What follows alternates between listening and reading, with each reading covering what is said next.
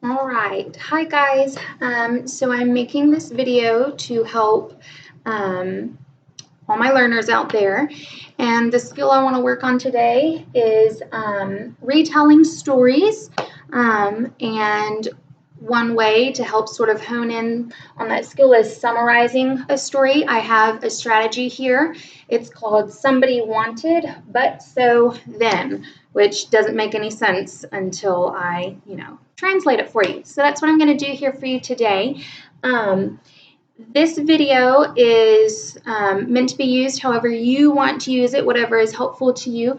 So if moms, dads, whoever this is, you would like your own brain break and you'd like to hit play and then walk away, you can just set your child in front of this. That's great. Or you can watch this and then go and then use it with your kiddos, or y'all can watch this together. Really, it's just whatever is going to be most helpful for you as a family as we are stuck at home together. All right, so the materials that I have, if you want it to be more of an interactive thing, are for my students the journals that I sent home. You'll want your next clean page for that, kiddos. You can either use pencils, or if getting a little stir crazy and you want to shake things up, pull out some pens or markers or crayons, whatever is going to make this fun for you, going to help you take ownership of your learning, make you really want to be here today. So if you need to go get those materials, then go ahead and press pause. It's the 2 lines. You can press pause or click right in the center of the video. Go get what you need and then come right back here. All right, guys. So I'm going to go ahead and move forward. So Louisiana has standards. If you are a teacher, you know what I'm talking about. I went to Louisiana Believes, and parents, you can go here too if you want to know what exactly your kids are expected to learn in school. They're just the requirements from the state. It's what your teachers, your kids' teachers, are going by to sort of map out a plan for where they expect them to be coming from at the beginning of the year and their goal for where we want them to be at the end of the year.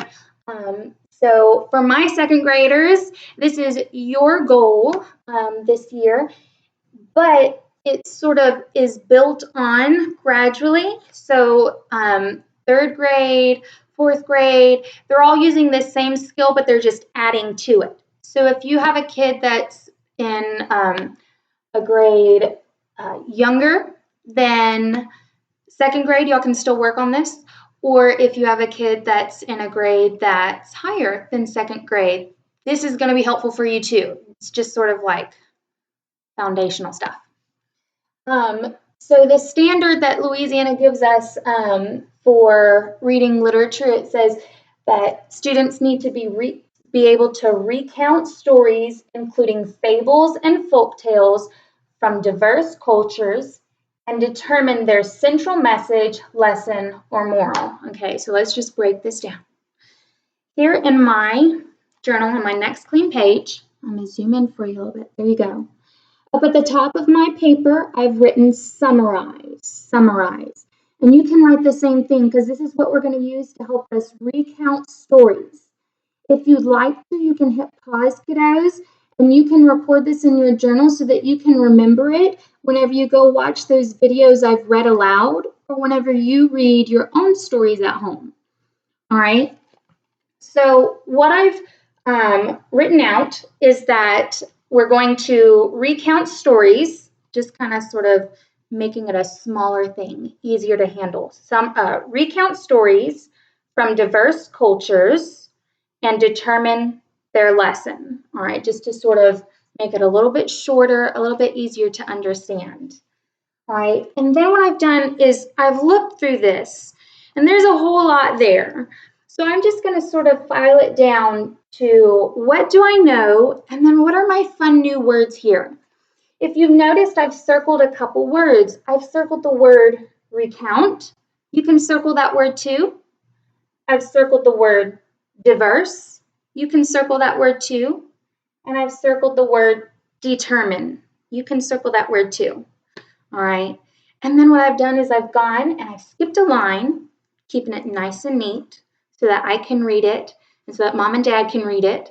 All right. And I've written the word recount. And beside recount, I've written that recount equals recall and retell. And then some of you know that in our words, we have these fun puzzle pieces that we add on to them to add meaning to our words. We have prefixes and suffixes. And then for these, I've underlined re. You can double underline yours too. Re means again. So whenever I'm trying to figure out what I'm supposed to do with stories as a second grader or as an older student, I need to do something again, all right? I need to retell, to tell again, to share with someone what you've read, what you know, what you've learned. So we want to be able to recount stories. We want to be able to retell stories, to tell someone again what you got out of that. All right. The next word that I circled and I'm going to write down here is the word diverse. Diverse. Diverse equals different or a variety. So we don't just read the same story over and over again, and we don't just read the same kind of story over and over again, because then we wouldn't learn very much. We want to be able to learn not just about ourselves, not just about the people we live with, but diverse cultures. That means people that are different from us. You know that everyone everywhere is so different from each other. So whenever we read, we want to be able to read not just stories about people that look like us and sound like us and do the same things as us. We want to learn about all sorts of different people and all the different ways that they see life and live life. All right, and then this last fun new word that I've circled and written down here is the word determine.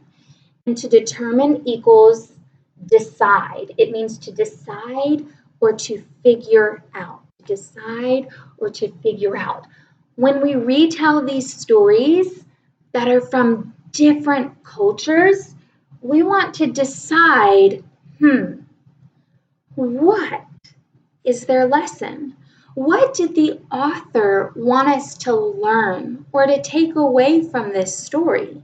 What was the author's purpose? Why did they write it?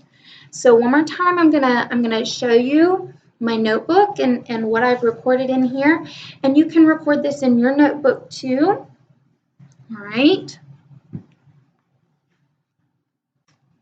Here's our goal.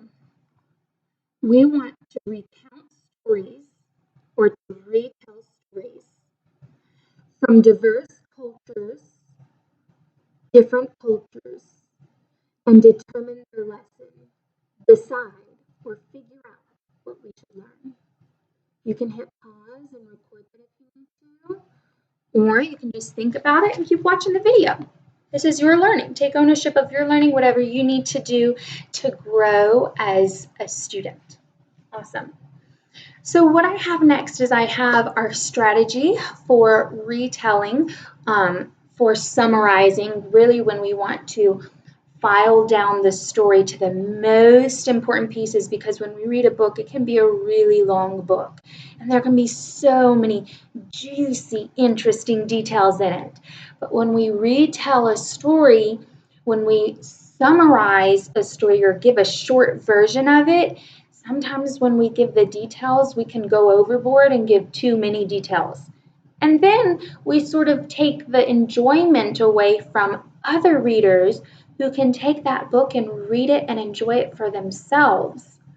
Or it can just get confusing.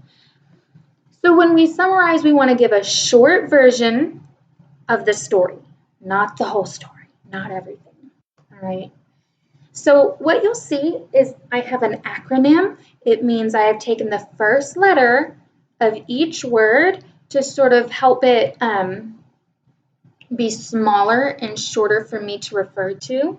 So I have S for somebody, W for wanted, B for but, S for so, T for then.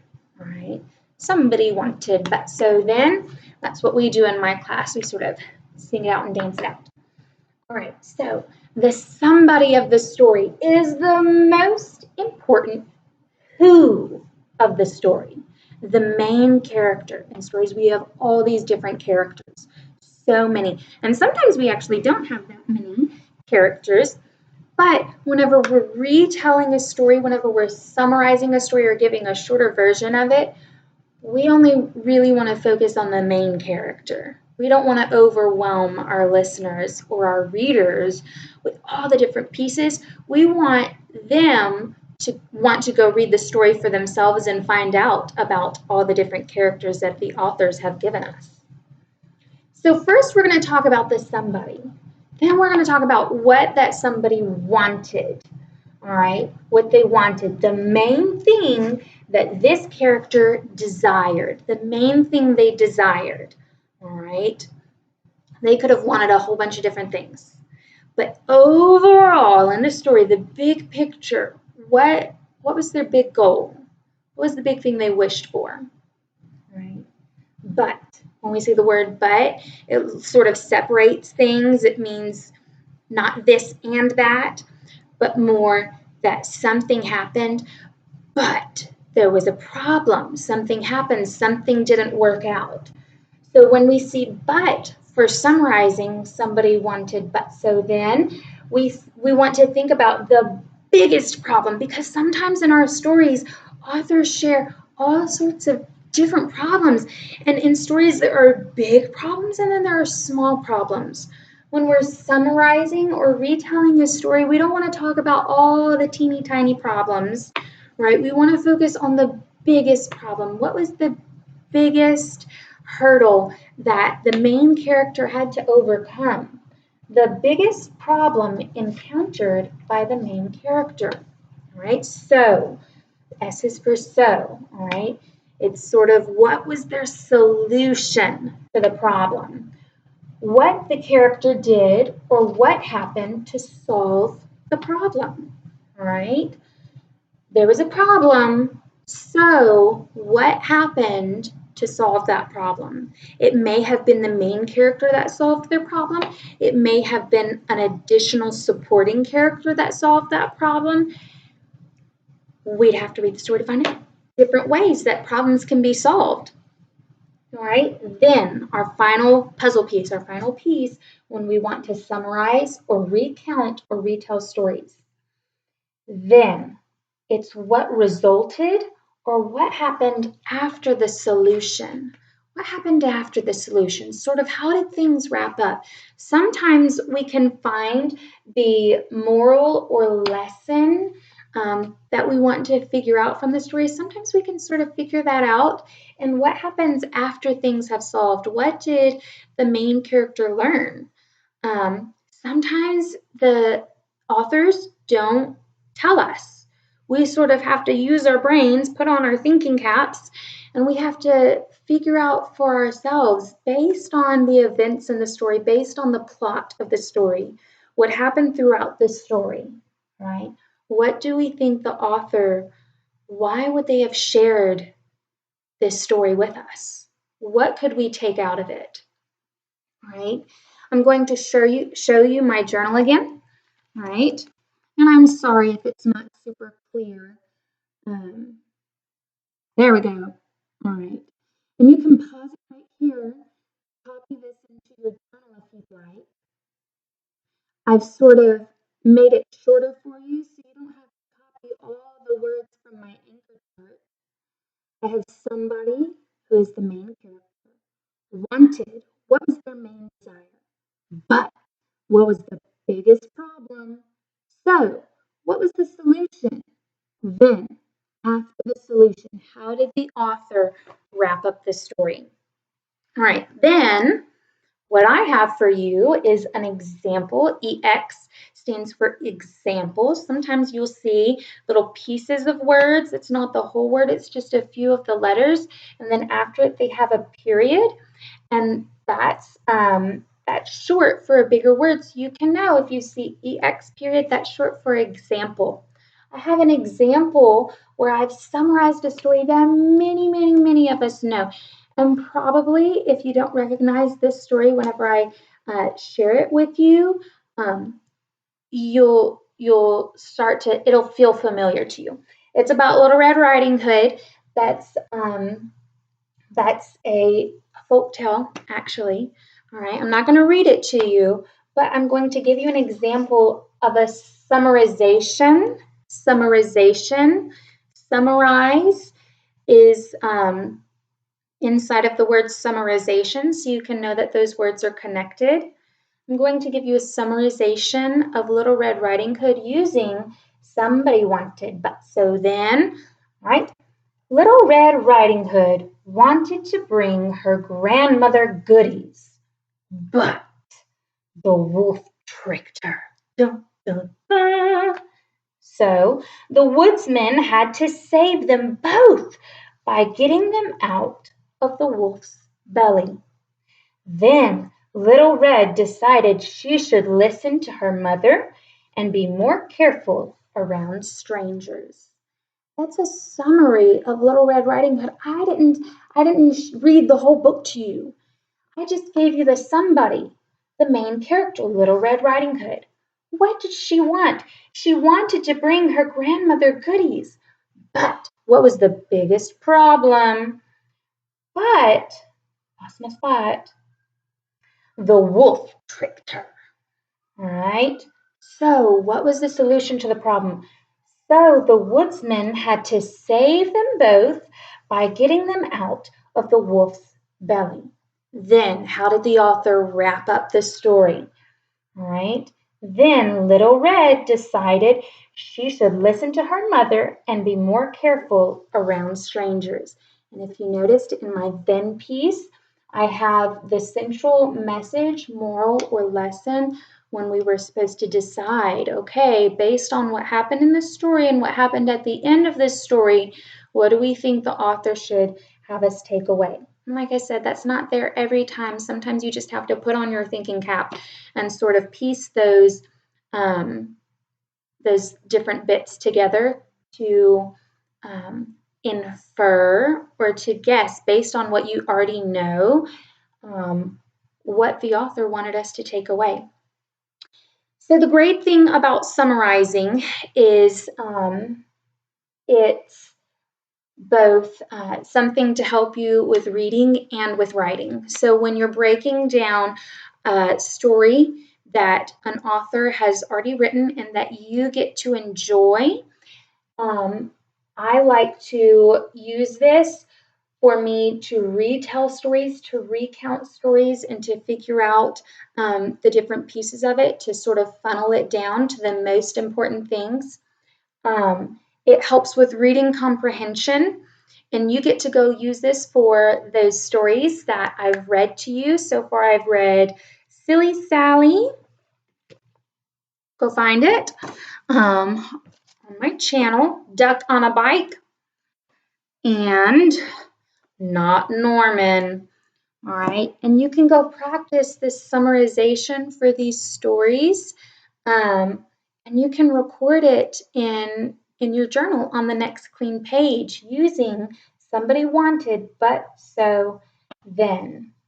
I also like to use this for writing. It's helpful for whenever I first start writing a narrative or a story.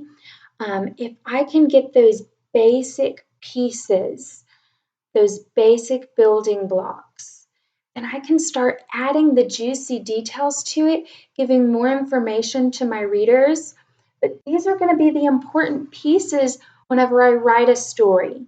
So what I like to do, since reading and writing are connected and they work together, we get to read and enjoy what authors have already written, and then we get to practice being authors, making our writing better, and telling stories, sharing new stories, creating new stories for our readers as well.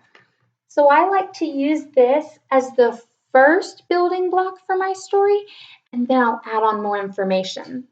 So I'm going to tell you in another video how to use this summarizing tool for creating a narrative, because as learners, not only do we want to get good at reading and retelling stories, summarizing stories, we also want to be really skilled at creating our own narratives, because that can be really fun too, to create our own books. All right, guys, I hope this was helpful. This is a little mini lesson for you to go and then use in your day-to-day reading. All right, go forth and be good readers.